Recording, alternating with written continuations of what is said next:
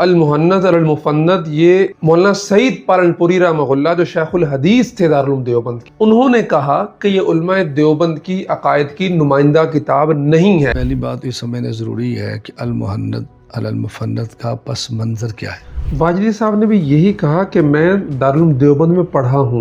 Policy وقت کے ساتھ بدلتی ہے، نظریات وقت کے ساتھ نہیں بدلتے۔ باجری صاحب نے فرمایا کہ یہ عقیدہ ذوقی ہے۔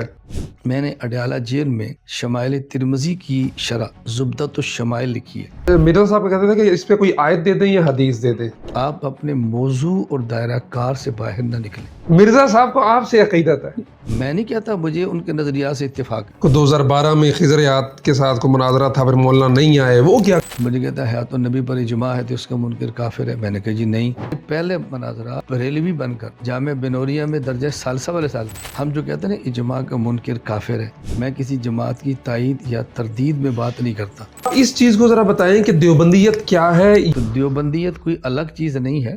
جیش کے خلاف انڈیا والوں کو مخبری کیوں کی؟ مئی میں انڈین جیش کے مراکز پر حملے کے یہ ٹارگٹ آپ نے فراہم کیے تھے۔ علم پر پختگی حاصل کیسے کریں؟ اپنے مدرسے کے فارغ التحصیل بندوں کو جیش مراکز میں کس مقصد کے لیے آپ نے بھیجا تھا؟ مولانا الیاس محمد صاحب سے سوال کریں کہ آج کل کا نوجوان دین سے اتنا بیزار کیوں ہے؟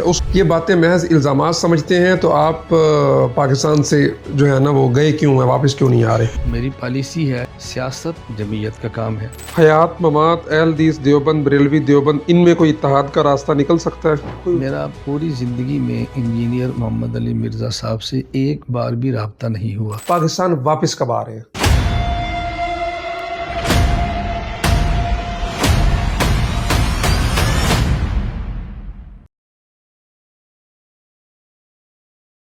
السلام علیکم ورحمۃ اللہ وبرکاتہ۔ بہت شکریہ آپ کا۔ ہم پارٹ 2 کے ساتھ حاضر خدمت ہیں۔ مولانا الیاس محمد صاحب ہمارے ساتھ تشریف فرما ہیں۔ پہلے حصے میں 1 گھنٹے سے اوپر گفتگو جو ہے وہ ریکارڈ ہوئی ہے، بڑے اہم سوالات تھے اور مولانا نے تفصیل سے کھل کے اور تمام تر چیزوں کے جوابات دیے ہیں۔ دوسرے حصے میں بھی کوشش کریں کچھ اہم چیزیں مولانا کے سامنے رکھیں، خصوصاً آڈینس کے جو سوالات ہیں۔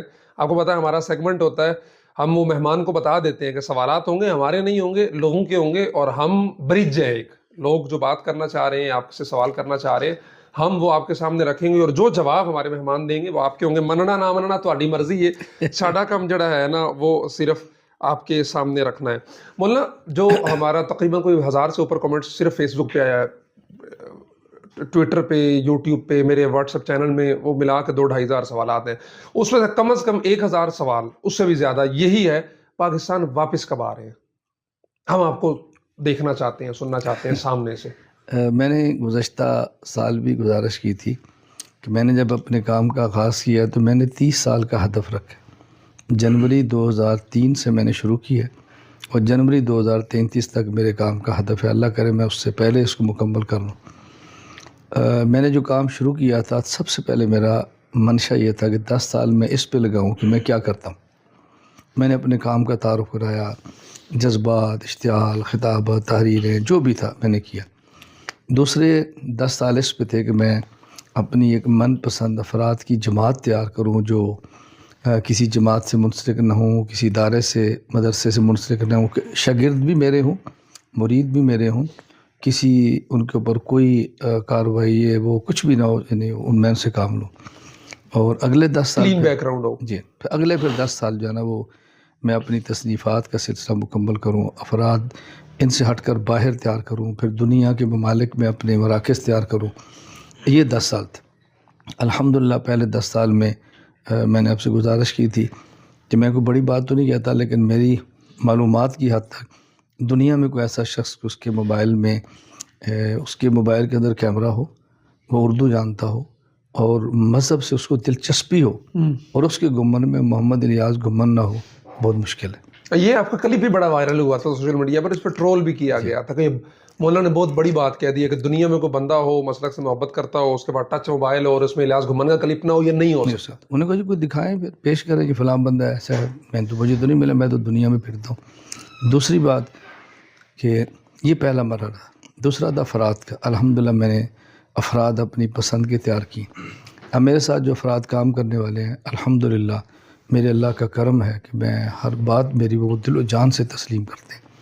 نہ ان کے یہاں رمضان، شعبان، چھٹیاں، سب میری طرح 24 گھنٹے کام کرتے ہیں۔ تیسرا مرحلہ تھا مرکز سے باہر افراد کا، اس میں ایک تو مرکز اہل سنت والجماعت تھا آف لائن، پھر اس کے تحت ہم نے ای مرکز شروع کیا آن لائن. اب اس کے تحت ہمارے پوری دنیا میں افراد کھڑے ہونا شروع ہو گئے ہیں، جس میں ہمارے کام کی بنیاد دو چیزیں ہیں، سیاست نہیں ہوگی، عسکریت نہیں ہوگی، اور کام کی بنیاد عقائد، اخلاق، اعمال ہوگی. تو میں اب کوشش کر رہا ہوں اپنا تصنیفات کا اور مرکز کی تعمیرات کا کام مکمل کروں. تو میرے منصوبے کے مطابق جنوری 2033 ہے. تو یہ 7 سال رہ گئے ہیں. ممکن ہے اس سے پہلے بھی ہوں، یعنی کہ میں اس سے پہلے آنے کے لیے تیار نہیں ہوں. تو ذہن میں یہ ہے، باقی اللہ تعالیٰ کیا منظور ہے اللہ تعالیٰ. تو آپ کی جو پلاننگ آپ نے کی تھی، ٹائم لائن ایک بنائی تھی، ہاں جی ٹائم آپ اس ٹائم لائن کے مطابق ٹھیک جا رہے ہیں؟ الحمدللہ اللہ کا بڑا سیٹسفائیڈ ہے؟ یعنی بعض ایسی چیزیں ہیں جو اس سے بھی تھوڑے وقت میں اللہ تعالیٰ عطا فرما رہے ہیں. مجھے توقع نہیں تھی کہ اس سطح پہ کام جائے گا جس سطح پہ الحمدللہ وہ کام چلا گیا. الحمدللہ افراد اس کام کو قبول کر رہے ہیں. تو میں نے اپنے کام میں یہ طے کیا کہ میں نے اپنے موضوع سے ہٹ کر کسی پہ نہ رائے دینی ہے، نہ مداخلت کرنی ہے، نہ تبصرہ کرنا ہے، اپنے کام سے کام رکھو. تو اس کلپ کا ہم تھم نے لگائے مولانا الیاس گھمن 2033 میں واپس آئیں گے. یہی بنتا ہے 33 میں آپ کے 30 سال پورے ہو رہے ہیں انشاءاللہ اور ٹارگٹ پورا ہو رہا ہے، اور پھر آپ انشاءاللہ. لیکن ہاں یہ 33 یہ وہ کام ہے جو میں نے کرنا ہے. ٹھیک ہے، اس کے بعد کا جو کام اللہ نے زندگی دی تو پھر میں اس کی نگرانی کروں گا. ٹھیک ہے. جتنے ویسے آپ نے کہا شاگرد میں تیار ہوئے کر رہے ہیں، آپ کے کوئی نام جو شاگردوں میں نمایاں ہوں جو کام کر رہے ہوں؟ اصل میں بنیاد ہے خالص جو مرکز میں بیٹھ کے کام کر رہے ہیں. جی. مفتی شبیر احمد حنفی صاحب ہیں، مولانا محمد عاطف حنفی صاحب ہیں، مولانا محمد کلیم اللہ حنفی صاحب ہیں، مفتی محمد اصغر حنفی صاحب ہیں، مفتی محمد یوسف حنفی صاحب ہیں. یہ وہ بنیادی ہیں جو بیٹھ کے علمی کام کر رہے ہیں مرکز میں. مرکز. باقی جو باہر کام کر رہے ہیں وہ الگ چیز ہے. بالکل یہ وہ ہے جو میرے علمی کام کو، تصنیفی کام کو، تحقیقی کام کو سنبھالتے ہیں، جو ہمارے کام کی بنیاد ہے. باقی اس کے علاوہ تو ہر شعبے. تو آپ کے عبدالواحد قریشی صاحب بھی آپ کے شاگرد ہیں؟ مفتی عبدالقریشی صاحب میرے شاگرد بھی ہیں، میرے پاس پڑھے بھی ہیں، ان کو تیار بھی میں نے کیا ہے، اور اتنی محنت کی ہے کہ ڈیرہ اسماعیل خان ان کے گھر میں 3 دن رہتا تھا تاکہ لوگ ان کی طرف متوجہ ہوں. خیبر پختونخوا کا دورہ کرتا ہے، ان کو فرنٹ سیٹ پر بیٹھتا، خود پیچھے بیٹھتا، یوں ہوتا. اور بولنے کا سلیقہ، گفتگو کا سلیقہ، میڈیا کا سلیقہ. تو میں نے پوری محنت ان پہ کیا کہ کام کریں. اس طرح کے اور کون لوگ ہیں جو آپ کے شاگرد ہیں اور وہ اس وقت کام کر رہے ہیں جو جن کو لوگ جانتے ہیں؟ میں نے بتایا نا مرکز میں اب مفتی عاطف حنفی صاحب ہیں، مولانا محمد نواز حذیفی صاحب ہیں فیصل آباد والے، مولانا عبدالقدوس گجر صاحب ہیں جی ٹوبہ والے، مامو خان ٹوبہ میں. اس طرح مختلف افراد اب آ رہے ہیں. کے پی میں کوئی نام؟ مولانا جمال الدین مشوانی صاحب ہیں جی سکندر. ایک اور وہ نوجوان عالم دین ہے یار، اب اس کا مولانا ندیم محمودی صاحب. ندیم محمودی صاحب. مولانا ندیم محمودی صاحب میرے باضابطہ شاگرد نہیں ہیں، لیکن شاگردوں کی طرح ہیں، شاگردوں سے زیادہ محبوب ہیں، بہت اچھا کام کرتے ہیں. میں ان کے کام کی تائید بھی کرتا ہوں، ان کا ساتھ بھی دیتا ہوں، اور جب کوئی اہم بات ہوتی ہے تو مجھ سے مشورہ بھی کرتے ہیں، رابطے میں بھی رہتے ہیں الحمدللہ. اچھا، آپ نے عقائد پہ بہت زیادہ کام کیا ہے، تو عقائد کی بات آئی ہے تو میں نے لاسٹ ٹائم انٹرویو کیا تھا مولانا یاسر ندیم واجدی صاحب کے ساتھ لائیو. اس میں انجیل محمد علی مرزا پہ بات کرتے ہوئے اس کے ضمن میں انہوں نے المحند المفند کی بات کی اور کہا کہ المحند المفند یہ مولانا سعید پالنپوری رحمہ اللہ جو شیخ الحدیث تھے دارالعلوم دیوبند کے، انہوں نے کہا کہ یہ علماء دیوبند کی عقائد کی نمائندہ کتاب نہیں ہے، یہ تو ناشر نے لکھ دیا المحند المفند یعنی عقائد علماء دیوبند. یہ تو کچھ سوالات آئے تھے، ان کے جوابات انہوں نے دیے. اس میں کچھ فروعی مسائل ایسے ہیں جو ذوقی مسئلے سے تعلق رکھتے ہیں. اگر علماء دیوبند کا آپ نے وہ پوچھنا ہے تو پھر وہ قاری طیب صاحب کی کتاب ہے علماء دیوبند کا دینی رخ اور مسلکی مزاج. تو اس جواب سے کہ یہ علماء دیوبند کے عقائد نہیں ہے، پاکستان میں بہت بڑی ڈیبیٹ ہوئی. بلکہ ابھی ہم مدینہ میں ملے واجدی صاحب سے، مدینہ میں ہیں اور بڑی محبت فرماتے ہیں، اللہ ان کو جزائے خیر عطا فرمائے، بہت اچھا کام کر رہے ہیں وہ. اور ان کی جو ڈیبیٹس ہوتی ہیں لائیو، بڑے لوگوں کو انہوں نے کلمہ پڑھایا، الحاد سے موڑا ہے. تو لیکن اس سے بہت ڈیبیٹ پاکستان میں ہوئی، خصوصاً مماتی حضرات کی جانب سے ہمارے علماء پہ بہت کیچڑ اچھالا گیا. اور چونکہ آپ کا تو میدان ہی یہ ہے، تو آپ اس کا میں تفصیل سے جواب چاہ رہا ہوں تاکہ جو چونکہ اس پہ بہت لمبی تحریریں لکھی گئی ہیں، اس پہ ویڈیوز بنی ہیں، لوگوں نے کی ہیں. میرا یہ میدان نہیں تھا، میں نے تو یہ سوال بھی نہیں کیا تھا. میں نے جن مرزا سے متعلقہ سوال کیا تو اس کے جواب میں انہوں نے کہا، اور میں نے پھر ان کو چھیڑا نہیں اور وہ جو جیسے تھا چلا گیا. مولانا عمار صاحب، پہلی بات یہ سمجھنا ضروری ہے کہ المہند علی المفند کا پس منظر کیا ہے. جی مولانا احمد رضا خان فاضل بریلوی یہاں حرمین تشریف لائے، علماء دیوبند کی عبارات کو قط و برید کیا، کانٹ چھانٹ کے پیش کیا، عربی ترجمہ کیا. علماء حرمین سے ان عبارات کی بنیاد پہ کفر کا فتویٰ لیا. یہ بھی حسام الحرمین. حسام الجہر میں. تو ظاہر ہے آپ کسی کے بارے میں مجھ سے پوچھیں، میں آپ سے پوچھ لوں کہ فلاں بندہ حضور صلی اللہ علیہ وسلم آخری نبی نہیں سمجھتا، تو آپ فوراً کہیں گے وہ کافر ہے. اس طرح حضرت شیخ الاسلام حسین احمد مدنی رحمہ اللہ یہاں تھے، حضرت کو بھی کانو کان خبر نہیں ہوئی، یعنی اس طرح انہوں نے کام کیا. جب یہ بات سامنے آئی تو پھر اکابر علماء دیوبند نے 25 سوالات تیار کیے اور عربی میں تیار کیے. یہ ذمہ داری لگائی حضرت مولانا خلیل احمد سہارنپوری رحمہ اللہ، جو شیخ زکریا رحمہ اللہ کے بھی شیخ اور استاذ تھے، کہ آپ سوالات مرتب کریں اور جوابات مرتب کریں، پھر اس کو علماء حرمین کو پیش کریں. پیش کیے گئے، علماء حرمین اس کی تصدیق فرما دی. پھر اکابر علماء دیوبند کو بھیجا گیا، ان سب نے تصدیقات فرمائی. پھر اس پر مصر اور دیگر ممالک بھیجا گیا، ہم علماء نے تائید فرمائی. پھر یہ کتاب المہند کے نام پہ میدان کے اندر آئی. تب مجھے آپ سے ایک بات پوچھنا چاہتا ہوں کہ جس بات پہ کفر کا فتویٰ ہو، اگر وہ عقیدہ نہیں ہے تو عقیدہ کسے کہتے ہیں؟ پھر اس کا جواب دیا گیا، وہ عقیدہ نہیں تھا تو اتنی محنت کر کے جواب دینے کی ضرورت کیا تھی؟ کتاب تو عقائد کی ہے، اس میں درج عقائد علماء دیوبند کے ہیں. فرق کیا ہے کہ میں یہ سمجھتا ہوں کہ مولانا یاسر الدین واجدی صاحب بہت اچھا کام کر رہے ہیں، لیکن بعض کام ان کے میدان کے نہیں ہیں. عقائد کی دو قسمیں ہیں، بعض قطعی ہیں، بعض ظنی ہیں. تو قطعی ظنی عقیدے کا منکر کافر ہے، ظنی کا منکر کافر نہیں ہوتا. اس میں قطعی اور ظنی دونوں قسم کے عقائد آ گئے. تکفیر کا فتویٰ قطعی عقائد کے انکار کی بنیاد پر تھا، ظنی چیزیں بھی درمیان میں آ گئی. علماء دیوبند اس کی سب کی وضاحت فرما دی. تو عقائد کی کتاب ہے. بعض کا کہنا ہے کہ علماء دیوبند کے عقیدے کی کتاب نہیں ہے، یہ غلط ہے. وہ یہ سمجھتے ہیں کہ بھی عقیدے کتاب کا معنی ہے کہ باقاعدہ لکھا جائے کہ یہ ہمارے عقیدے کی کتاب ہے. بعض کتابیں عقیدے قرآن پہ لکھی نہیں جاتی، لیکن اس میں عقائد انہیں کے درج ہوتے ہیں تو انہیں کے عقائد شمار ہوتے ہیں. بعض کا کہنا یہ ہے کہ یہ المہند علماء دیوبند کی وقتی پالیسی تھی. میں نے کہا نہیں، پالیسی اور نظریہ میں فرق ہوتا ہے. پالیسی وقت کے ساتھ بدلتی ہے، نظریات وقت کے ساتھ نہیں بدلتے. میرا سوال یہ ہے کہ اکابرین علماء دیوبند نے المہند میں موجود کسی ایک عبارت سے عقیدے سے رجوع فرمایا؟ جب آج تک وہ رجوع نہیں فرما رہے، اس پر برقرار ہے، تو اس کا معنی ہے کہ علماء دیوبند کا یہ نظریہ ہے. وقتی پالیسی نہیں ہے، پالیسیاں بدل جاتی ہیں. پالیسی کا معنی طریقہ کار ہوتا ہے، وہ بدلتا رہتا ہے، نظریات نہیں بدلتے.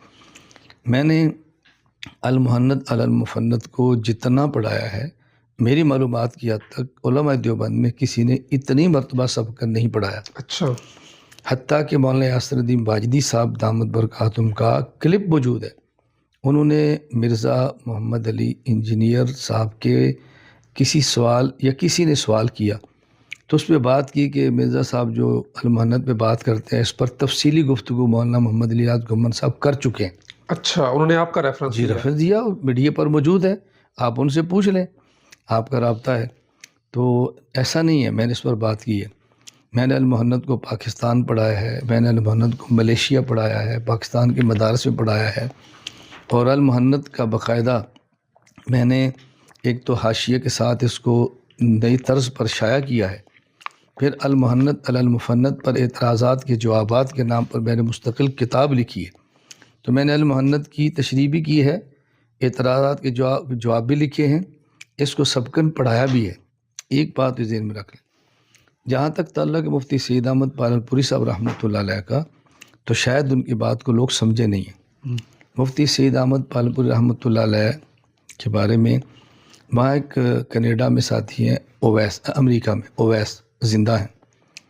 ان کے نمبر سے مفتی سید احمد پالنپوری صاحب رحمۃ اللہ علیہ کا جو مجھے پہلا فون آیا، یہ 2015 کا ہے.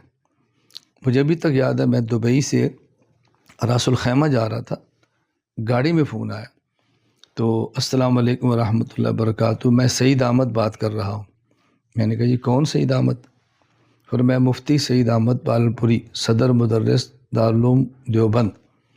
میں نے کہا فرمائیں۔ میں بہت خوش ہوا۔ فرمایا کہ مولانا ہم آپ کا شکریہ ادا کرنا چاہتے ہیں کہ بچے ہمارے ہیں اور بچائے آپ نے ہیں۔ اچھا، جی، کس حوالے سے؟ فطروں آپ نے بچائے۔ مفتی سعید احمد پالنپور رحمۃ اللہ علیہ، میں نے اڈیالہ جیل میں شمائل ترمذی کی شرح زبدۃ الشمائل لکھی ہے، اور یہ میری 9 دن کی تصنیف ہے۔ اور کتنے صفحات کی ہے؟ تقریباً کوئی 300 کے لگ بھگ ہے۔ اچھا، 9 دن میں لکھی 9 دن، اور یہ اس وقت لکھی ہے جب کاغذ قلم ملاقات پر پابندی تھی۔ آپ اللہ کی مدد سوچ سکتے ہیں، کاغذ کنٹین سے لینا، قلم کسی مناظم سے لینا، پھر اس کو لکھتے رہنا، پھر اس کو میری 6 ماہ بعد ملاقاتیں شروع ہوئیں، اور اس کتاب پہ تقریر مفتی سعید احمد پالپوری رحمۃ اللہ علیہ کی ہے۔ تو بتاؤ میرے اوپر کتنا اعتماد فرماتے ہوں گے۔ دارالعلوم دیوبند کے دارالفتاح کی ویب سائٹ کا وزٹ فرمائیں۔ ایک شخص سوال کرتا ہے کہ امام کے پیچھے فاتحہ پڑھنے کا کیا حکم ہے؟ دارالعلوم دیوبند کا دارالفتاح لکھتا ہے کہ مولانا محمد الیاس کی کتاب نماز اہل سنت والجماعت کا مطالعہ فرمائیں۔ تو دارالعلوم دیوبند مجھ پر کتنا اعتماد کرتا ہوگا؟ مفتی سعید احمد پالنپور رحمۃ اللہ کتنا اعتماد فرماتے ہوں گے؟ حضرت کے فرمانے کا قطعاً یہ مقصد نہیں ہے کہ علماء دیوبند کی عقائد کی کتاب نہیں ہے۔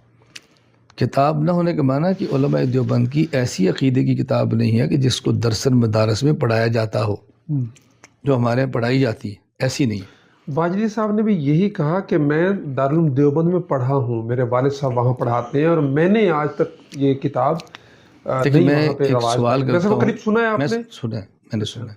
میں ایک سوال کرتا ہوں، حضرت مولانا محمد قاسم نانوتوی رحمۃ اللہ علیہ دارالعلوم دیوبند کے بانی ہیں۔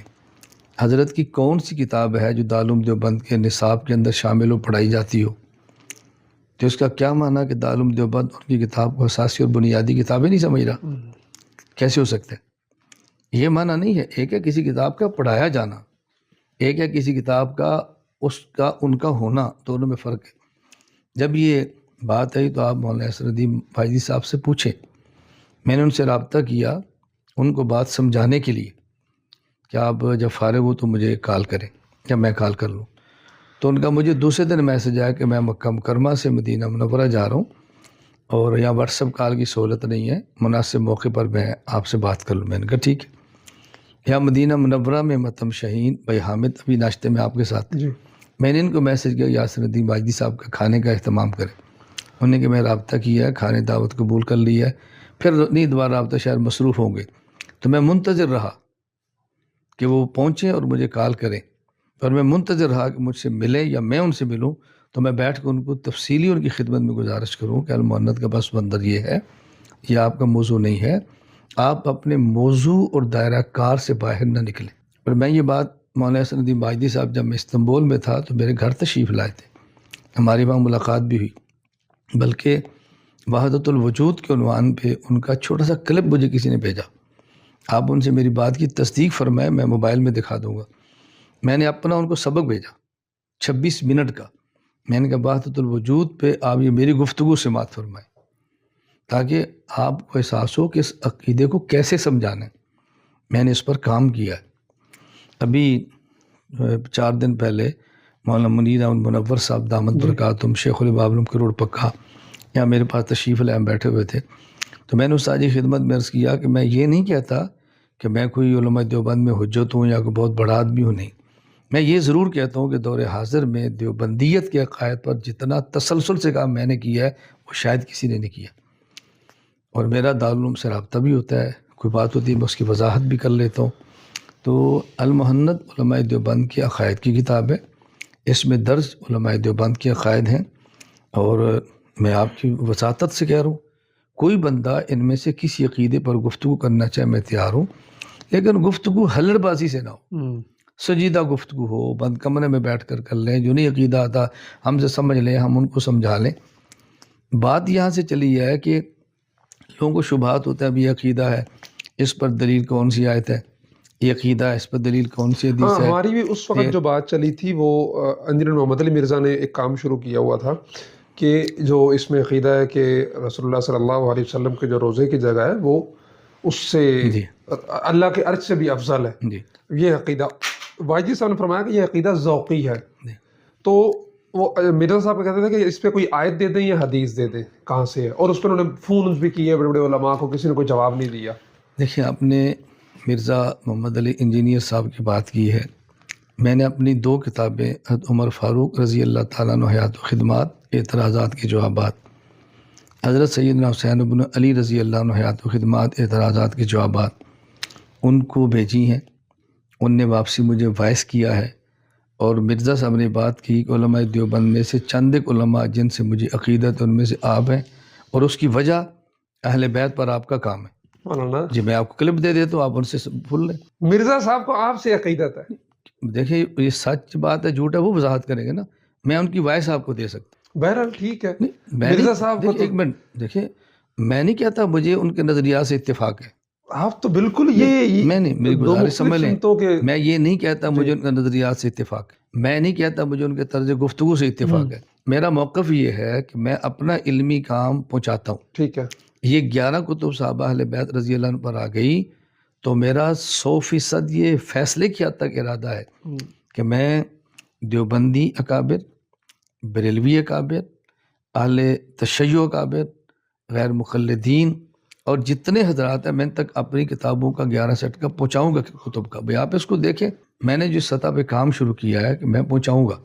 خیر وہ عقیدہ میں المحنت پہ بات کر رہا ہوں کہ المحنت علماء دیوبند کی کتاب ہے. وہ جو مرزا صاحب فرق اعتراض صرف کرتے کیا ہے، ہیں جس جو طرح ریاض مولانا الجنہ ہے رسول اللہ کے جسم کے ساتھ وہی زمین ہے، وہ عرش سے افضل ہے، اس پہ کوئی آیت نہیں حدیث. میں وہی آپ کو گزارش کر رہا ہوں کہ جو بات سمجھنے کی ہے کہ ایک ہے ذوقی کہنا، جی ایک ہے اس کو ظنی کہنا. بات یہ ہے، سوال یہ ہے کہ ہمارے ہاں عقائد کے دلائل کتنے ہیں. جو قطعی عقیدہ ہے اس کے لیے ہمیں چاہیے نمبر 1 ایسی نص جو قطعی ثبوت اور قطعی دلالت. نمبر 2 اس پر ایسی چاہیے حدیث مشہور متواتر، وہ قطعی دلالت اور قطعی ثبوت ہو. نمبر 3 اس پر چاہیے صحابہ کرام کا اجماع قولی. ہم جو کہتے ہیں نا اجماع کا منکر کافر ہے، وہ اجماع 4 قسم کے ہیں. ایک اجماع کا منکر کافر ہے، باقی 3 اجماع کا منکر کافر نہیں ہوتا. علامہ علی شیر حیدری رحمۃ اللہ علیہ نے مجھے ایک بار فرمایا، یہ ہماری بند کمرے میں 3 گھنٹے گفتگو ہوتی تھی حضرت سے عقائد پر. مجھے فرمانے لگے اجماع کا منکر کافر ہے. میں نے کہا جی. تو مجھے کہتا ہے حیات النبی پر اجماع ہے تو اس کا منکر کافر ہے. میں نے کہا جی نہیں صلی اللہ علیہ وسلم. مجھے کہتے کیوں؟ میں نے کہا اجماع کی قسمیں 4، جو صحابہ کا قولی اجماع ہو اس کا انکار کفر ہوتا ہے، باقی اجماع کا منکر کافر نہیں ہوتا. بہت خوش ہوئے، ایسے ہاتھ پہ ہاتھ مارا مجھے. تو میں نے کہا دیکھا جاتا ہے کہ مسئلہ ثابت کس سطح پر ہے، اس سطح پہ ہوتا ہے. خیر تو پھر اسی طرح جو عقائد ظنی ہے، ظنی عقیدے کے لیے دلیل کون سی چاہیے؟ یا آیت تو قطعی ثبوت ہوتی ہے، لیکن ہر آیت قطعی دلالت نہیں ہوتی. ایک آیت کے کئی معنی ہوتے ہیں نا، کئی معنی. ایک بریلوی عالم تھے، میری درجہ خامسہ کی بات ہے، ان سے میری گفتگو ہوئی تو انہوں نے فرمایا کہ رسول اللہ صلی اللہ علیہ وسلم نور ہے. میں نے کہا آپ کی ذات یا صفت؟ کہا جی ذات. تو میں نے کہا اس عقیدے کا انکار کفر ہے؟ کہا جی ہاں. میں نے کہا دلیل؟ کہا قد جاءکم من اللہ نور. میں نے کہا عقیدے پہ وہ نص پیش کی جاتی ہے جو آیت قطعی ثبوت اور ساتھ قطعی دلالت بھی ہو. یہ آیت قطعی ثبوت ہے، ظنی دلالت اس آیت کے کئی معنی ہیں، تو ظنی ثبوت کے دلالت کے انکار سے کفر نہیں ہوتا. تو میں کہہ رہا ہوں جو عقیدہ طالب علم میں بھی مناظرے کرتے یہ درجہ خامسہ کی بات میں کہہ رہا ہوں. میں نے پہلے مناظرہ بریلوی بن کر جامعہ بنوریہ میں درجہ ثالثہ والے سال کی، دیوبندیوں جو مناظرے کی مشق تھی نا، تو مجھے بریلوی بنایا گیا اور علم غیب پر گفتگو ہوئی. جمعرات کو ہی، جس میں مفتی نعیم صاحب رحمہ اللہ موجود تھے، مولانا سلم شیخ رحمہ اللہ موجود تھے، موجودہ بنوریہ شیخ الحدیث ناظم تعلیمات مولانا عبد الحمید غوری صاحب موجود ہیں، میرے صرف کے استاد ہیں. مولانا حضرت شیخ پوری میرے نحو کے استاد تھے. کیا بنا اس مناظرے کا؟ ظاہر ہے جو طلبہ کو ہوتا ہے اس میں نتیجہ کیا ہوتا ہے، گفتگو دلائل چلتے ہیں نا، اس کو فیصلہ تو نہیں ہوتا. میں صرف بتا رہا ہوں ثالثہ کی بات. خیر میں ہی بتا رہا تھا کہ جو عقیدہ ظنی ہوتا ہے، آیت ہو اور اس میں ظنی دلالت ہو، ٹھیک، حدیث ہو ظنی ثبوت ہے، ظنی دلالت، اتنا نہیں ہوتا. اس کے بعد پھر اس میں ظنی عقیدے کے لیے آیت اور حدیث کے بعد اور دلائل بھی چلتے ہیں. صرف اتنا کافی نہیں ہوتا نا. تو یا تو صرف اتنا ہی ہو اور دلیل ہے ہی نہیں، پھر تو بات ختم وہ ہوگی. کہتے ہیں یا آیت بتائیں یا حدیث بتائیں. لیکن ہمارا عقیدہ ہے اللہ کی ذات قدیم ہے. اب اس پہ آیت پڑھیں، حدیث پڑھیں، ہم دلائل شروع کریں کہ اللہ کی ذات قدیم ہے. کہاں سے ہے؟ ایک بات یہ ذہن میں رکھ لیں کہ ہر عقیدے پر آیت یا حدیث دلیل نہیں ہوتی. ظنی عقیدے پر دلیل اس کے علاوہ بھی ہوتی ہے. میں یہ عرض کر رہا ہوں. اچھا ایک اور بات بھی ذہن نشین فرما لیں کہ جب آپ کی گفتگو کافر سے ہوگی تو اس میں دلیل عقل ہوگی، نقل نہیں ہوگی. جب آپ کی دلیل مسلمان سے ہوگی تو پھر دلیل قطعی پر نقل ہوگی اور ظنی پر عقل بھی ہوگی. یہ دو قسم کی چلتی ہیں. تو مرزا صاحب کی بنیادی غلطی ہے کہ وہ ہر بات پر آیت حدیث کا مطالبہ کرتے ہیں. میں عرض کرتا ہوں، میری بات سن لیں، ممکن ہے کسی غلط فہمی ہو جائے کہ جی ہر بات پہ حدیث یا آیت کا مطالبہ کرنا یہ غلط بات ہے. رسول اکرم صلی اللہ علیہ وسلم نے فرمایا فضلت علی الانبیاء بست، مجھے 6 چیزیں وہ ملی ہیں جو بقیہ انبیاء کو نہیں ملی، میرا اعزاز ہے. اس میں پہلی کیا ہے؟ اوتی تو جوامع الکلم، مجھے جوامع الکلم دی. دیکھیں، ایک ہوتا ہے کلمہ، ایک ہوتا ہے کلمہ جامعہ. کلمہ کا معنی لفظ ایک، معنی ایک. کلمہ جامعہ لفظ ایک اور معنی کئی. تو پہلے نبی کو کلمات ملتے تھے. کیوں؟ امتی کو مسئلہ پیش آتا نبی سے پوچھتے، پھر مسئلہ پیش آتا نبی سے، اور جب نبی چلے جاتے کلما ہلاک نبی خلب و آخر، دوسرے سے پوچھتے.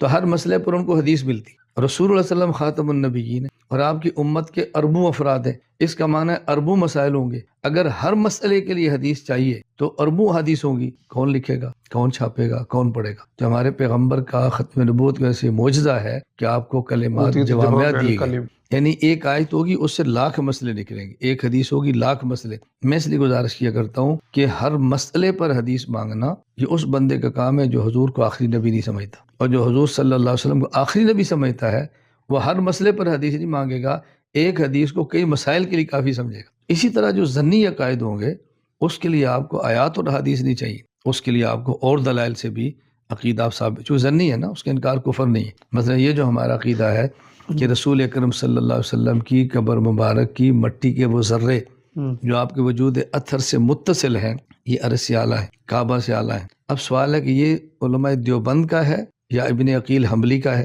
تو ان کو آپ کافر کیوں نہیں کہہ رہے؟ ان کے خلاف بات کیوں نہیں کر رہے؟ یہ تو حنابلہ نے بھی پیش کیا ہوا ہے. فرق کیا تھا؟ ان کا نظریہ تھا اور ہم نے اپنی زبان سے بیان کر دیا. ان کا نام لے کر بھی کوئی اعتراض نہیں کر رہا، صرف علماء دیوبند سے چڑ ہے کیونکہ علماء دیوبند کام کر رہے ہیں. ابن عقیل حنبلی میدان میں اترے، شاید ان کی باتیں کرتے. تو یہ جو ہمارا نظریہ ہے کہ اس کی بنیاد کیا ہے؟ اس کی بنیاد یہ ہے کہ ہمارا سوال یہ ہے، اگر پوچھا جائے کہ رسول اللہ صلی اللہ علیہ وسلم کا وجود اطہر اعلیٰ ہے یا عرش اعلیٰ ہے؟ رسول اللہ صلی اللہ علیہ وسلم کی ذات. اچھا، تو اب اگلا عقیدہ، ہم اس ذرے کی بات کرتے ہیں جو وجود اطہر سے متصل ہے. عام قبر کی بات نہیں ہے، پورے گھر کی بات نہیں ہے، پورے روضہ اطہر کی بات نہیں ہے، اس ذرے کی بات ہے جو حضور سے وجود اطہر سے متصل ہے. اللہ عرش پر مقیم نہیں ہے، اللہ کا تو جسم ہی نہیں ہے نا. اللہ تو جسم سے پاک ہے. عرش کی افضلیت کی وجہ عرش اللہ کی تجلیات کا مظہر ہے اور محل ہے. تو رسول اکرم صلی اللہ علیہ وسلم زیادہ تجلیات الہیہ کا محل کون سا ہو سکتا ہے؟ رسول اللہ کی ذات.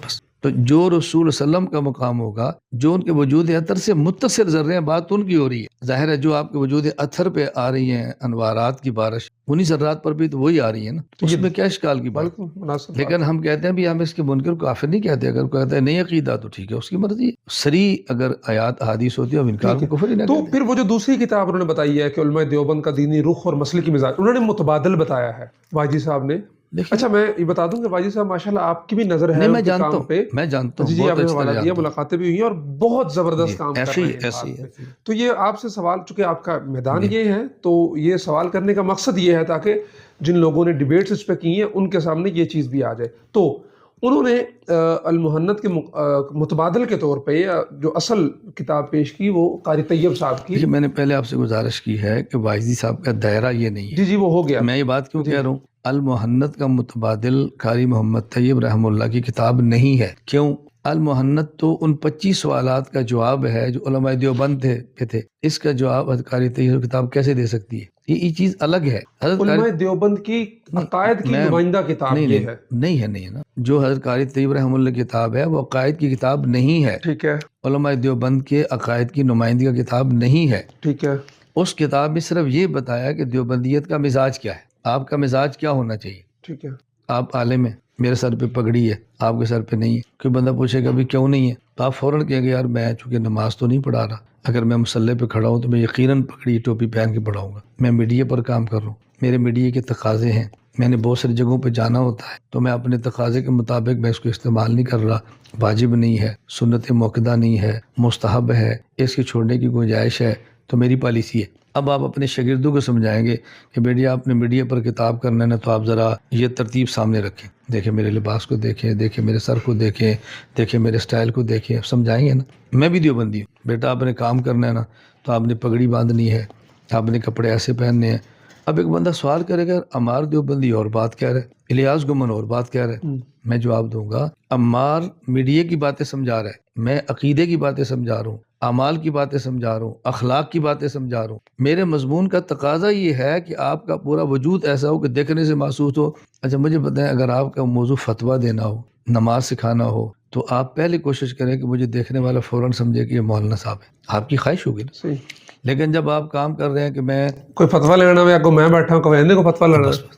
لیکن جب آپ میڈیا پہ کام کر رہے ہیں تو ممکن ہے مثلا ہم دونوں بیٹھے ہیں، اگر مجھے میڈیا پر لوگ زیادہ بھی سنتے ہوں لیکن آتے کہ پوچھے بھی صحافی کون ہے، لوگوں کو یہ کیوں، صحافیوں کا سٹائل یہ ہے. ہمارے بلکہ بڑا عجیب دلچسپ واقعہ پیش آیا کہ پریس کلب لاہور میں کتاب کی تقریبی رونمائی تھی، میں خود کر رہا تھا، میرا پاکستان کتاب ہے. تو میرے دائیں طرف بیٹھے ہوئے ہیں مجیب الرحمان شامی صاحب، میرے بائیں طرف بیٹھے اولیاء مقبول جان صاحب. تو میں نے کہا کہ میرے دائیں اور بائیں صحافت کے بے تاج بادشاہ وہ ہیں جن کے اخبارات پہ کالم مجھ سے کم چھپتے ہیں. میرا جرم میری پگڑی اور میری داڑھی ہے.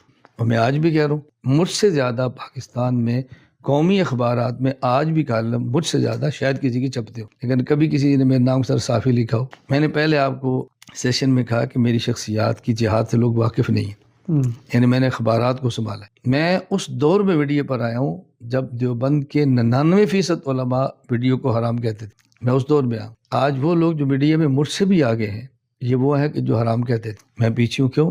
میں ایک مخصوص طرز پہ چل رہا ہوں. میں نے ایک جہت ہے نا، میں نے اس پہ بات کرنی ہے، کرنٹ ایشو پہ نہیں کرنی، فلاں پہ نہیں. خیر بات لمبی ہوگی، خلاصہ یہ ہے جی وہ کتاب پہ بات، خلاصہ یہ ہے کہ المحنت یہ علماء دیوبند کے نظریات کی وہ کتاب ہے جو 25 سوالات کا جواب ہے. جو بندہ اس کتاب کو نہیں پڑھے گا وہ بریلوی حضرات کی طرف سے ہونے والے سوالات کے جواب اور علماء دیوبند کے موقف کو نہیں سمجھ پائے گا. حضرت قاری طیب رحمہ اللہ کی کتاب یہ ہے کہ علماء دیوبند کا کام کا مزاج کیا ہے، تو یہ اور ضرورت پیش کرتی ہے، وہ اور ضرورت پیش کرتی ہے، یہ اس کے متبادل نہیں ہے. اس کی افادیت الگ ہے اور اس کی افادیت الگ ہے. اس کلپ کے بعد واجد صاحب کے جوابات کے بعد پاکستان میں خصوصاً مماتی حضرات کی طرف سے بہت زیادہ ایک پذیرائی ملی ہوگی، وہ اس کو اچھا سمجھتے ہوں گے، ہمارے دل کی بات ہو گئی ہے. ہاں یعنی میں کہہ رہا ہوں اس نا، کتاب کی بنیاد پہ مقصد یہ کہ اگر انجینئر صاحب یہ بات کہتے ہیں کہ علماء دیوبند کا عقیدے کی کتاب یہ نہیں ہے، اگر مماتی حضرات کہتے ہیں علماء دیوبند کی عقیدے کتاب نہیں ہے، یہی بات یاسر واجدی صاحب فرما دیں گے تو بظاہر ان کی بات کو تائید ملے گی تو خوش ہوں گے. اس میں تو حالانکہ یہ بات ٹھیک نہیں ہے، ٹھیک ہے، یہ بات ٹھیک نہیں ہے. دیکھیں میں بارہا ایک بات عرض کرتا ہوں، ایک بات کو بھائی عمار آپ بھی اچھی طرح ذہن نشین فرما لیں. مولانا رشید احمد گنگوہی، مولانا محمد قاسم ننوتوی اور ان کے شاگرد مولانا محمود حسن رحمہ اللہ شیخ الہند اور ان کے بلا واسطہ شاگرد مولانا حسین احمد مدنی، مولانا شریف علی تھانوی، مولانا محمد الیاس، مفتی کفایت اللہ، علامہ احمد شاہ کشمیری، دیگر حضرات، ان کی رائے کا نام دیوبندیت ہے. اس کے بعد اگر الیاس گھمن یا کوئی اور بات کرے وہ ان کی رائے کے مطابق ہوگی تو دیوبندی رائے ہوگی، ان کے مطابق نہیں ہوگی تو دیوبندی رائے نہیں ہوگی. ہمیں بہت بڑی غلط فہمی یہ ہے کہ جب بھی کوئی شخص خود کو علماء دیوبند میں شمار کرتا ہو اور بات کرے تو لوگ کہتے ہیں علماء دیوبند میں اختلاف ہو گیا. نہیں، ان کی متفقہ رائے سے اختلاف کرنا یہ دیوبندیت میں اختلاف نہیں، یہ دیوبندیت سے اختلاف ہے. میں اس لیے گزارش کرتا ہوں کہ عقیدہ حیات النبی صلی اللہ علیہ وسلم پر جو مماتیت کا اختلاف ہے یہ دیوبند میں اختلاف نہیں ہے، یہ دیوبند سے اختلاف ہے. یہ بالکل ایسی ہے، رسول اکرم صلی اللہ علیہ وسلم آخری نبی ہیں اور ایک طبقہ حضور آخری نبی نہیں مانتا، اور لوگ یہ کہتے ہیں یہ مسلمانوں کا اختلاف ہے کہ حضور آخری نبی ہیں یا نہیں. ہم کہتے نہیں، کچھ کافر سے پوچھیں نا، یہودی عیسائیوں سے، بعض مسلمان کہتے ہیں حضور آخری نبی ہے، بعض کہتے ہیں مرزا آخری نبی ہے. اب کافروں سے پوچھیں، میں مسلمانوں کی بات نہیں کر رہا. میرا سوال یہ ہے کہ رسول اکرم صلی اللہ علیہ وسلم، میں یہ کہہ رہا ہوں کہ رسول صلی اللہ علیہ وسلم آخری نبی ہیں، قادیانی نے اس سے اختلاف کیا ہے. اب اگر کوئی عیسائی یا ہندو یہ کہے کہ جی ختم نبوت کے مسئلے پر مسلمانوں میں اختلاف ہے، ہم کہیں گے مسلمانوں میں اختلاف نہیں ہے، ختم نبوت کے مسئلے پر قادیانیوں کا مسلمانوں سے اختلاف ہے. بالکل ٹھیک ہے. مماتیت کا جو اختلاف ہے یہ عقیدہ حیات النبی میں دیوبندیوں میں اختلاف نہیں ہے، ان کا دیوبندیت سے اختلاف ہے. اور یہ میں وضاحت کرنا چاہتا ہوں، کسی یہ فائدہ نہ سمجھے کہ میں کو ماتیوں قادیانیوں کے برابر کہہ رہا ہوں، ہرگز نہیں ہے. میں ایک مثال دے رہا ہوں تو آپ کے نزدیک وہ دیوبندیت سے خارج ہے؟ میں اہل سنت والجماعت سے بھی خارج سمجھتا ہوں، دیوبندیت سے بھی آپ کے خارج نزدیک سمجھتا ہوں۔ یا ان علماء جن کے نام لیے ہیں علماء دیوبند کی فتاوی جات ہے اس پر، مولوی صلی اللہ علیہ شہید کی کتاب ہے، میں نے اس پر فتاوی جات نقل کیے ہیں کہ حضرات ہمارے جن عقائد کے قائل اس کو اہل سنت جماعت میں نہیں سمجھتے۔ تو ان کو آپ سے میں اتنی تو تکلیف کیوں ہے؟ میری رائے جا رہی ہے نا، اب یہ جو گفتگو میری نشر ہو رہی ہے نہیں، پہلے فتاوی جات تو یوسف الجانی صاحب کا نام لیا، دیگر حضرات کا نام لیا، تو آپ سے اتنی تکلیف کیوں ہے؟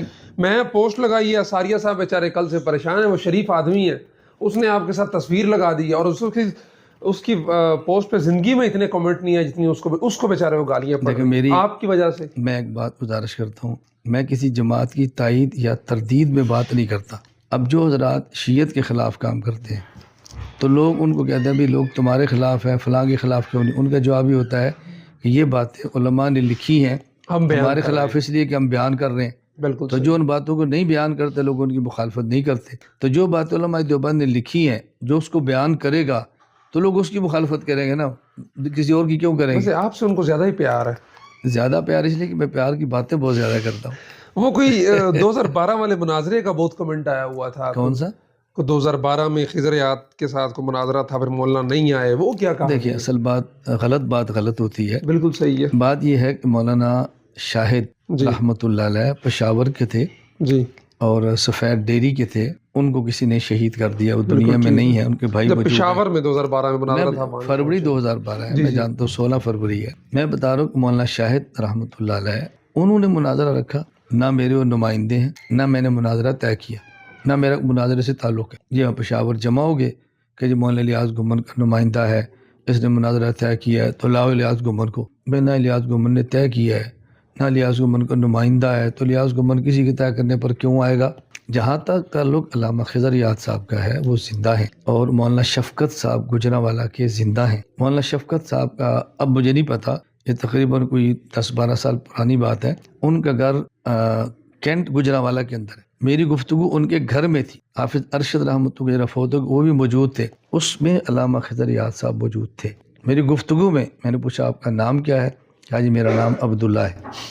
آپ ان کو بائی فیس نہیں جانتے؟ نہیں جانتا تھا، کہتا میرا نام عبداللہ ہے، میں ان کا نام بھی نہیں جانتا۔ میں یہ کہنا کہ الیاس گھمن سامنے آتا نہیں ہے، الیاس گھمن تو آپ کے گھر گیا تھا اور کینٹ میں آپ کا گھر تھا۔ پھر مجھے کسی نے کہا، سچ اور جھوٹ کا مجھے نہیں پتا، شاید جھوٹ ہی ہوگا، مجھے کسی نے کہا کہ وہ علامہ خضر صاحب فرماتے ہیں کہ میں نام لیتا تو یہ دوڑ جاتا کہ میں تو آپ کے گھر بیٹھوں، میں نے کہاں سے دوڑنا تھا؟ گھر بھی آپ کا ہے، میزبان بھی آپ کے ہیں، اور کینٹ کے اندر آپ کا گھر ہے، میں تو آیا ہوں۔ تو میں تو براہ راست بھی ان سے گفتگو کی ہے۔ اب مسئلہ صرف یہ ہے کہ ہر مسئلے پر ہر بندے کا جی چاہتا ہے کہ جی مجھ سے بات کرے، مجھ سے بات کرے۔ میں نے کبھی سنجیدگی سے بات ہو میں کبھی بھی انکار نہیں کرتا، دلائل سے بات ہو کبھی بھی انکار نہیں کرتا، اور بحث برائے بحث ہو اس کا نفع نہیں ہو۔ اور دوسری بات میں مولانا مار صاحب کی گزارش کرتا ہوں اپنے ساتھیوں سے، میری ہمیشہ عادت ہے کہ میں اپنی اوقات سے بڑھ کر بات نہیں کرتا۔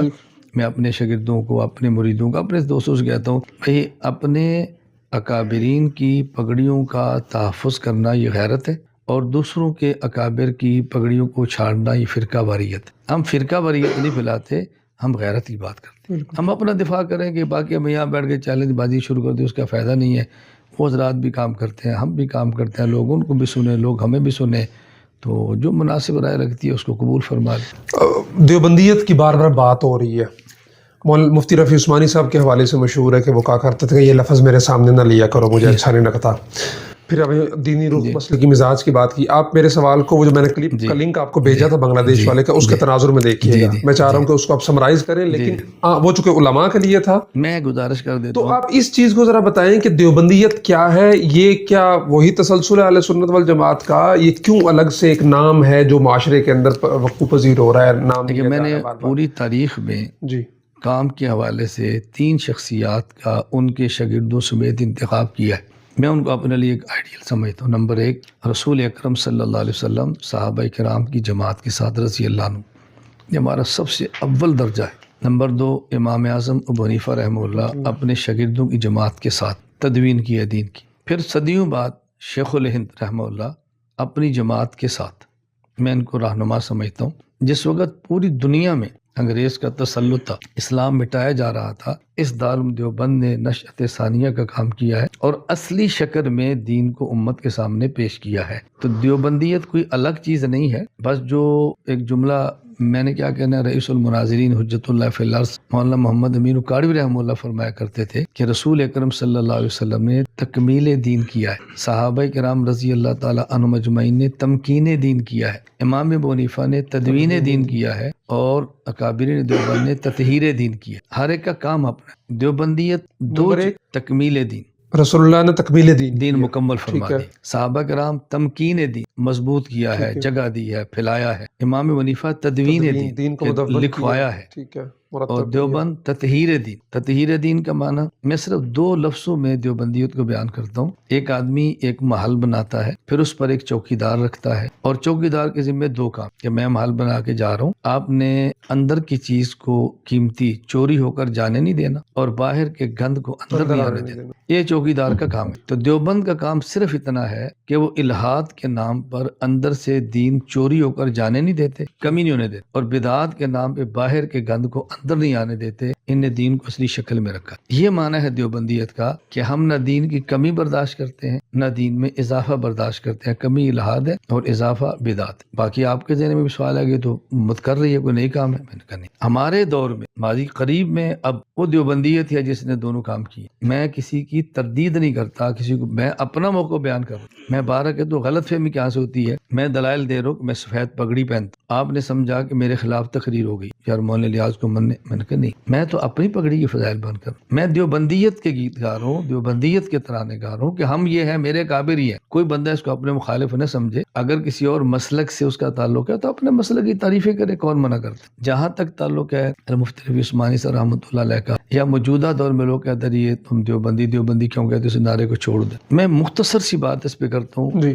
میں دو باتیں کرتا ہوں۔ میری پہلی بات یہ ہے کہ ہمارے پاکستان میں 5 وفاق ہیں جو مدارس عربیہ کے۔ میرا سوال ہے جب ہم نے یہ بحثیں چھوڑنی ہے، اتفاق کرنا ہے، تو 5 وفاق ختم کر دیے جائیں، ایک وفاق بنا لیں تو لڑائی ختم ہو جائے۔ تو جب 5 وفاق اکابرین نے الگ الگ بنائے اور پھر یہ اکٹھے بیٹھتے ہیں اور ہمیں یہ کہ تم یہ باتیں نہ کرو، یہ ممکن نہیں ہے نا۔ کسی وفاق سے میرا تعلق ہے، کسی سے آپ کا تعلق ہے، کسی کے انس کے تعلق ہے، تو میں کیسے دیوبندیت کو پروموٹ کر رہا ہوں؟ بھائی جو مجھے اکابر دے رہے ہیں میں تو اس کو لے کر چل رہا ہوں۔ مفتی رفیع عثمانی صاحب رحمہ اللہ تعالی وفاق المدارس العربیہ کے صدر تھے، اور وہ دیوبند کا تھا۔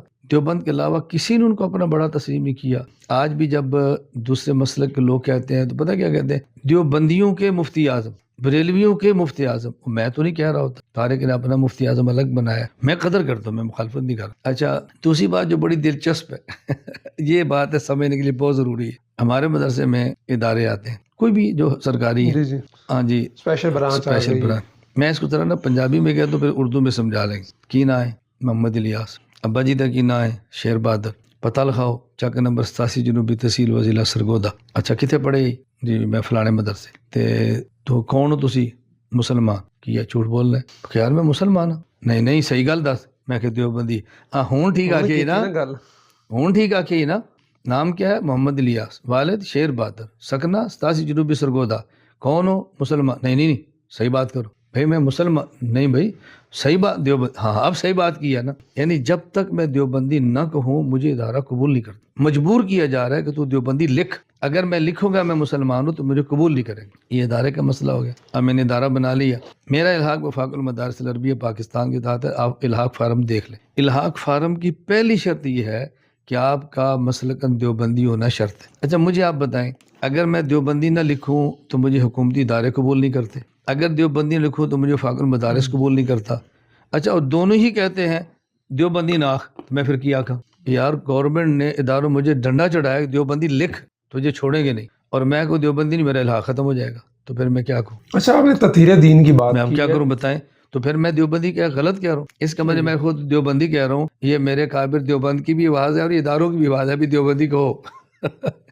جس دور میں دارالعلوم دیوبند بنا اور سارا کچھ ہوا، تطہیر دین ان علماء نے کی، تو کیا یہ بر صغیر پاک و ہند کے خطے میں کی یا پوری دنیا میں آپ کہتے ہیں کہ یہی علماء تھے جنہوں نے پوری دنیا؟ دیکھیں میں جتنے ممالک میں گھوم کر آیا ہوں، میں کسی کی تردید نہیں کرتا، لیکن پوری دنیا میں سب سے زیادہ جنہوں نے عملی شکل میں اسلام کو پیش کیا ہے وہ علماء دیوبند سے وابستہ افراد اور مدارس ہیں۔ سب سے زیادہ حفظ قرآن بر صغیر اور اس میں پاکستان میں، اور اس میں نمایاں تعداد علماء دیوبند کی۔ تصنیفی خدمات میں سب سے آگے یہ ہے، یعنی میں اگر چھوٹی سی مثال پیش کر لوں نا تو دارالعلوم دیوبند کو بنے 1.5 سال ہے، جامعۃ الازہر کو 5 سال ہے، 500 سال ہے، ان کے 150 سال ہے، ان کے 600 سال سے زیادہ ہے۔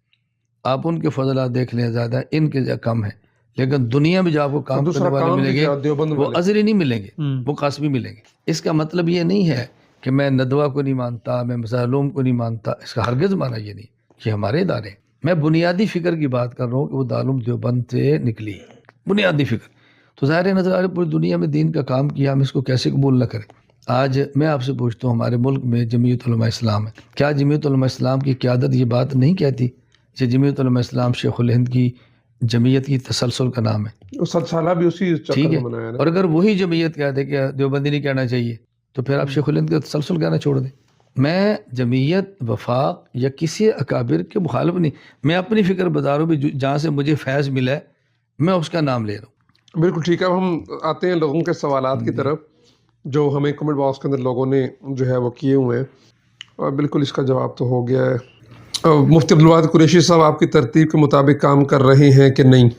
وہ بتا دیا آپ نے، ترتیب ان کی اپنی ہے لیکن شاگرد میرے ہیں، مرید میرے ہیں، کام کی ترتیب ان کی اپنی ہے۔ ٹھیک ہے بالکل۔ اچھا، یہ وطن عزیز میں علماء کرام اور اہل حق کی دینی جماعتیں باہم دست و گریباں ہیں، آپ کی نظر میں اس کے دور سے کیا نتائج نکلیں گے؟ اتحاد و اتفاق کی کیا صورت ہے؟ اس اتحاد میں کون سی شخصیات کردار ادا کر سکتی ہیں، اور اس نا اتفاقی کے عوام پر کیا اثرات مرتب ہوں گے؟ ٹھیک ہے، جو نا اتفاقی کے اثرات ہیں وہ تو سامنے آ رہے ہیں، اور اتفاق کے اثرات بھی سامنے آ سکتے ہیں۔ بالکل یہ ٹھیک ہے۔ کردار کس نے ادا کرنا ہے؟ یا ہماری سیاسی جماعتوں کے اتحاد نے، اور یا ہمارے وفاق کے اتحاد نے۔ یہ دونوں اگر اکٹھے ہو کر کام کرتے ہیں تو اثرات ہی اثرات ہیں۔ ہم تو دونوں کے ساتھ کھڑے ہیں۔ دیکھیں، میں نے پہلے آپ سے گزارش کی ہے کہ باوجود اس کے مجھے لوگ سمجھتے ہیں کہ یہ مسلکی فضا کو خراب کرتا ہے، فرقہ واریت کو ہوا دیتا ہے، کوئی میرا ایک سیکنڈ کا کلپ بھی نہیں ہے کہ میں نے اتحاد، تنظیمات مدارس دینیہ کے خلاف ہو، مجلس عمل کے خلاف ہو، جمعیت کے خلاف ہو۔ میں اس ہر اتحاد کو سپورٹ کرتا ہوں اور تائید کرتا ہوں۔ باقی اتحاد کیسے ہونا ہے، چونکہ میری یہ شخصیت نہیں ہے کہ میں بات کروں، میں چھوٹا ہوں اور میں اپنے دائرے سے بڑھ کر کبھی مشورے نہیں دیا کرتا۔ بالکل ٹھیک ہے۔ یہ ایک اور کمنٹ ہے جس میں ایک پوری چارج شیٹ ہے آپ کے اوپر لگی ہوئی، ماشاء ہے تو بڑا مذاکرہ خیز سا، میں چاہتا تو اگنور کر دیتا اور دل بھی چاہ رہا ہے، لیکن میں نے کہا آ گیا ہے اور اس پہ کافی زیادہ ریئیکٹ بھی ہے تو آپ کے سامنے رکھ دیں۔ تو آپ پہ الزام تھا پاکستانی اداروں کے ساتھ، اب ماشاءاللہ لیول آپ کا اپ ہو گیا، اب تو راہ کے ساتھ ڈائریکٹ آپ کے رابطے ہیں ان حضرات کے مطابق۔ ایک جماعت ہے جیش کے خلاف انڈیا والوں کو مخبری کیوں کی؟ سوال نہیں پوچھا جا رہا کیا آپ نے کی، نہیں کیوں کی۔ مئی میں انڈین جیش کے مراکز پر حملے کے یہ ٹارگٹ آپ نے فراہم کیے تھے۔ اپنے مدرسے کے فارغ التحصیل بندوں کو جیش مراکز میں کس مقصد کے لیے آپ نے بھیجا تھا؟ انڈین ایجنسیز کے لیے کام کرنے کے الزامات میں اس وقت آپ کے بھیجے گئے کتنے بندے پاکستانی سیکیورٹی ایجنسیوں کی تحویل میں اور کتنے پار ہوئے؟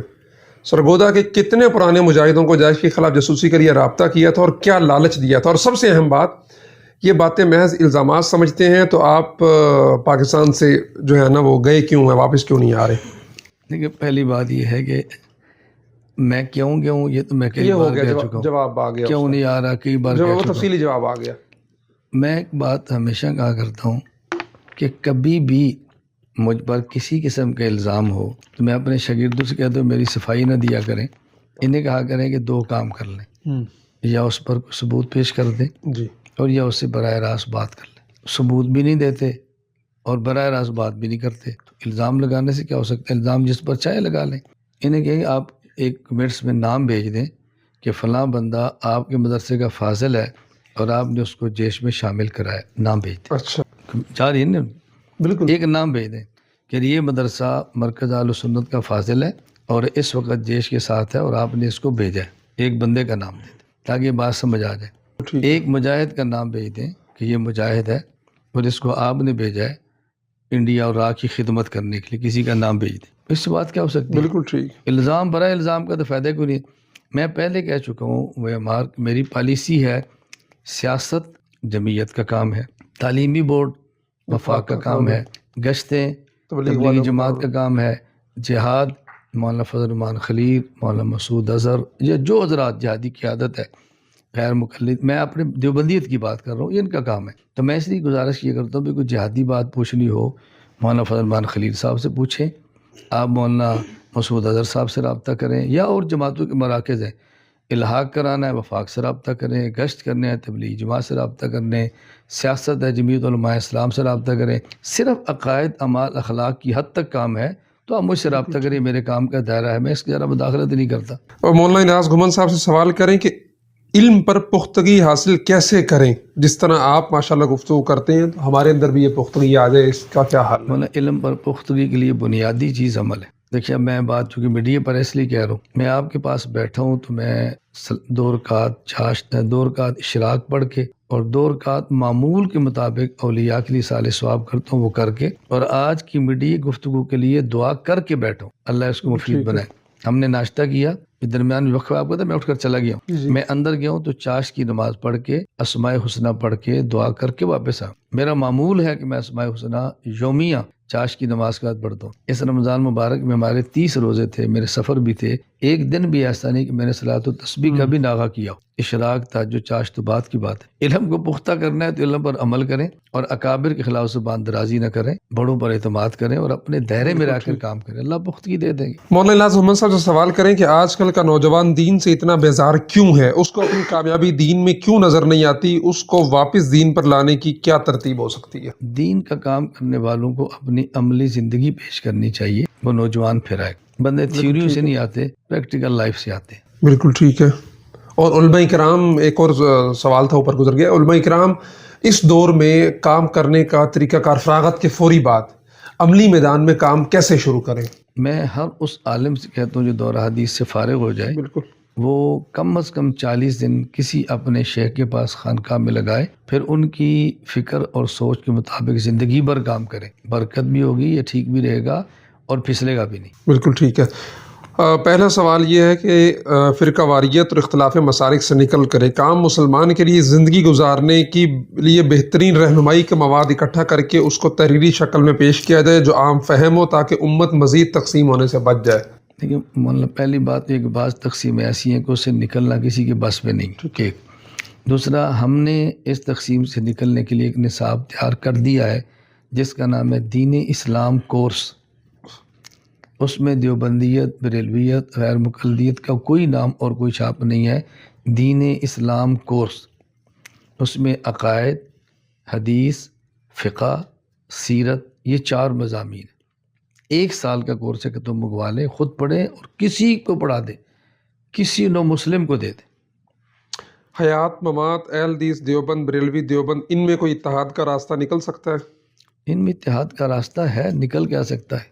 میں نے پہلے گزارش کی کہ اپنے عقائد کو سنبھال کے رکھیں، اس کو بیان کرتے رہیں، دلائل دیتے رہیں اور دوسروں کی مخالفت کر کے رد چھوڑ دیں، ورنہ دوسرا دفاع کرے گا، اس دفاع سے پھر آپ سمجھیں کہ مخالفت کر رہا ہے تو اختلاف بڑھ جائے گا۔ انجینئر محمد علی مرزا صاحب سے متعلقہ پچھلی دفعہ ہم نے انٹرویو میں 1-2 سوال کیے تھے آپ سے، تو پھر درمیان میں ہمارا ان سے رابطہ ہوا اور انہوں نے 1-2 چیز، اب تو آپ کا براہ راست ان سے رابطہ ہے تو اس وقت میرے نہیں ہوگا، تو انہوں نے کچھ چیزیں تھیں آپ کے حوالے سے پوچھی، تو ابھی جو آپ کا ان سے رابطہ ہے، کیا کوئی صرف آپ نے جیسے ہدیہ ان کو بھیجا انہوں نے ایک جواب دے دیا یہ ہے، یا کچھ ایشوز پہ بھی آپ کو؟ میرا پوری زندگی میں انجینئر محمد علی مرزا صاحب سے ایک بار بھی رابطہ نہیں ہوا۔ جی، یہ جو کتب بھیجی گئی ہیں ان کا واٹس ایپ تلاش کیا اور ان تک کتابیں پہنچائی گئی ہیں اور ان کا جواب آیا ہے، اس کے علاوہ میرا ان سے کوئی رابطہ نہیں۔ تو آپ سمجھتے ہیں کہ اگر رابطہ ہوتا ہے تو اس سے کوئی جو کمیونیکیشن گیپ کہہ لیں یا پھر جو ایک ان کی طرف سے حملے ہو رہے ہیں اس میں کوئی درمیانی صورت نکل سکتی ہے؟ میں نے آپ سے پہلے بھی گزارش کی، میں اس حق میں ہوں، اگر ان کو ہمارے عقائد میں سے کسی عقیدے پر اشکال ہو اور وہ دلائل چاہتے ہوں، جواب چاہتے ہوں، تشفی چاہتے ہوں، تو میڈیا پر اعلان نہ کریں، مجھ سے براہ راست رابطہ کر لیں، ہم دونوں بات کر لیتے ہیں، جو نتیجہ نکلے اس کو بے شک نشر کر دیں، مجھے کوئی اشکال نہیں۔ ہم جب پہلے اعلانات کرتے ہیں پھر چیلنج بازی ہوتی ہے، پھر عزت نفس کے مسئلے بنتے ہیں، سیکورٹی ایشو کھڑے ہوتے ہیں، ہر بندہ اپنی یار فتح کے اعلان شروع کر دیتا ہے، اس کا فائدہ نہیں ہوتا۔ ویسے بھی وہ جیل میں بھی رہ کے آئے ہیں کافی دن، اور واپس آنے کے بعد انہوں نے جو انٹرویوز اور پوڈ کاسٹ وغیرہ دی ہیں اس کی وجہ سے وہ آج کل پاکستان تحریک انصاف والوں کے خاصے نشانے پہ ہیں، تو اس وقت وہ ایک مظلوم کی حیثیت دھار چکے ہیں، جتنا ان کو جو ہے نا وہ میں سمجھتا ہوں نہیں، مظلوم تو نہیں کہنا چاہیے، مظلوم نہیں کہنا چاہیے۔ مسئلہ یہ ہے کہ جب آپ کسی کے لیڈر کے بارے میں کوئی بات کریں گے تو اس کے کارکن کو تکلیف ہوگی. اپنے کام کا ان کو دائرہ طے کرنا چاہیے کہ میرے کام کا دائرہ کیا ہے. ٹھیک ہے, میں نے آپ سے پہلے گزارش کی کہ میرے کام کا دائرہ ہے. آپ پہلے بھی ملے تھے, آج بھی ملے ہیں. میں کسی جماعت, کسی شخصیت پر نہ رائے دے رہا ہوں نہ تنقید کر رہا ہوں, نہ رائے دے رہا ہوں نہ تنقید کر رہا ہوں. اپنی بات کرو یار, میں کیا کہنا چاہ رہا ہوں. اب اس کے باوجود بھی اگر کوئی مجھ پر تنقید کرے, مجھے کہ جی غلط کہہ رہا ہے, تو اس کی مرضی. میں ایک مختصر سی بات آپ کی وساطت سے کہہ رہا ہوں, میں نے پہلے بھی اعلان کیا, اب آپ کی وساطت سے کہہ رہا ہوں. میں نے کئی بار کہا اپنے شاگردوں کو, اپنے مریدوں کو, میری ذات پر کوئی بندہ اعتراض کرے یا الزام لگائے جتنا گھٹیا کیوں نہ ہو, ایک تو میری صفائی نہ دیں, وہ ایسے نہیں ہے. دوسرا غصے نہ ہو. انہوں نے کہہ دی یا ثبوت پیش کر دیں یا افساری سے براہ راست بات کر لیں. ہم نہ صفائی دیں نہ لڑیں, یا ثبوت دے دیں یا بات کر لیں. ثبوت بھی نہیں دیتا, بات بھی نہیں کرتا, پھر بھی جھگڑے مات کو بھی. لہٰذا خاطبہم الجاہلون قالوا سلاما. نہ پوری دنیا کو آپ فتح کر سکتے ہیں, نہ پوری دنیا سے آپ شکست کھا سکتے ہیں. کہیں آپ جیتیں گے, کہیں آپ ہاریں گے, کوئی مانے گا کوئی نہیں مانے گا. باقی معاملات کے فیصلے قیامت کے دن ہوں گے. بالکل صحیح ہے. اچھا مولانا, ٹائم بہت ہو گیا ہمارا, تقریباً 2.25 گھنٹے تقریباً ریکارڈنگ ہو گئی. آخر میں چلتے ہیں ریپڈ فائر. کچھ علماء کے نام میں آپ کے سامنے لوں گا. آپ کے ذہن میں پہلا جو جملہ آئے جی, وہ آپ ان کے بارے میں ارشاد جو فرمانا چاہیں. مولانا طارق جمیل صاحب اپنے عنوان پہ کام کر رہے ہیں, جس کو اچھا سمجھتے ہیں وہ لگے ہوئے ہیں. میں نے مولانا کی نہ تردید کرتا ہوں نہ تائید کرتا ہوں, سکوت اختیار کرتا ہوں. ان کی بہت ساری باتیں اچھی ہیں, بہت ساری باتیں قابل اشکال ہیں. حافظ طاہر محمود اشرفی صاحب اپنے عنوان پہ وہ لگے ہیں, کام کر رہے ہیں. جہاں کوئی قومی ایشو آتا ہے وہ اپنا جو ان کی سمجھ میں آتا ہے وہ کہتے ہیں, ان کی رائے ہے. آپ کیا, میں نے بتایا نا, میں پہلے بھی کہہ چکا کہ میری کام کی پالیسی ہے, میں کسی پر تبصرے نہیں کرتا. مفتی عبدالرحیم صاحب مفتی عبدالرحیم صاحب اپنی رائے کو جو مناسب سمجھتے ہیں, اس کو مفید سمجھتے ہیں یا مجبوری سمجھتے ہیں, وہ لگے ہیں اور دن رات لگے ہوئے. یہ جملہ بڑا زبردست ہے آپ کا, پہلے پارٹ میں بھی آپ نے فرمایا تھا کوئی افادیت ہوگی ان کے سامنے یا کوئی مجبوری ہوگی. ہاں, یہ ان کا مسئلہ ہے, ہمارا نہیں. مولانا فضل الرحمان صاحب مولانا فضل الرحمان صاحب سیاست میں اپنا مقام رکھتے ہیں, ہم ان کی تائید بھی کرتے ہیں. عقائد ہمارا عنوان ہے, نہ مولانا طارق جمیل صاحب کا ہے, نہ مفتی عبدالرحیم صاحب کا ہے, نہ مولانا فضل الرحمان صاحب کا ہے.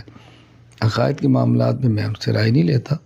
باقی سیاسی میدان میں وہ بےتاج ہیں, ہم ان کی قدر بھی کرتے ہیں, عزت بھی کرتے ہیں, احترام بھی کرتے ہیں. علامہ ابتسام الہی ظہیر صاحب اپنے مسلک کی نمائندگی کرتے ہیں اور اچھی کرتے ہیں. ان کی موضوعات یہ پھر اس طرح کی کوئی چیزیں اپنے نہیں مسلک ہوتی ان کی اپنی نمائندگی کرتے ہیں, اپنے دائرے میں رہ کر کام کرتے ہیں, وہ حق ہے, وہ بھی کرتے ہیں, ان کو بھی کرنا چاہیے. بریلوی میں ویسے آپ خود ہی کوئی نام بتائیں جن کو آپ سمجھتے ہو کہ وہ ذرا.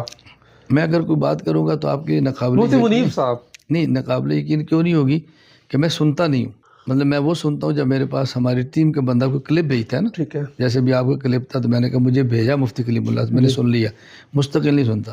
مفتی منیر صاحب ان حضرات میں سے قابل قدر آدمی, سنجیدہ آدمی ہے, معتدل رائے رکھتے ہیں, اور ہمیشہ قومی ایشوز میں اجتماعیت کی بات کرتے ہیں, اختلاف کی بات نہیں کرتے, اور ایک بڑی اچھی شخصیت ہے. جزاکم اللہ خیرہ. جی, یہ تھے بہت سارے سوالات اور کافی سخت سوالات جو مطلب دل نہیں کر رہا تھا پوچھنے کا, لیکن وہ کمنٹس میں اتنے آئے ہوئے تھے, میں نے کہا یار چلو اس دفعہ, پچھلی دفعہ بھی بہت سارے لوگوں نے کیے تھے, ہم نہیں وہ دل کیا یار, مدینہ میں بیٹھے ہیں اور مولانا تو مستقل مدینہ میں ہوتے ہیں, تو اللہ کے رسول کے شہر میں رہنے والے ایک عالم دین سے اس طرح کے سوال مطلب آنا جانا لگا رہتا ہے, سال میں 3-4 دفعہ تو آتے ہی ہیں ماشاءاللہ. یہ نہ سمجھے مدینہ میں مقیم ہے تو السلام علیکم میں آ گیا جی, تو مطلب سال میں 3-4 دفعہ تو آنا لگا رہتا ہے, مطلب اس سے بڑی اور سعادت کیا ہو سکتی ہے. تو نہیں دل کیا کہ وہ مہمان ہے تو ہم یہاں پہ ان سے دل آزاری کا باعث بنے, لیکن مولانا نے کہا یار آپ کا جو سوال ہے, جس کا جو سوال ہے آپ پوچھو, وہ مسئلے کی پریشانی نہیں, جواب دینا دے دیں گے. تو اس دفعہ ہم نے کچھ رکھے ہیں, تو جو جواب تھے آپ حضرات کے سامنے, ہم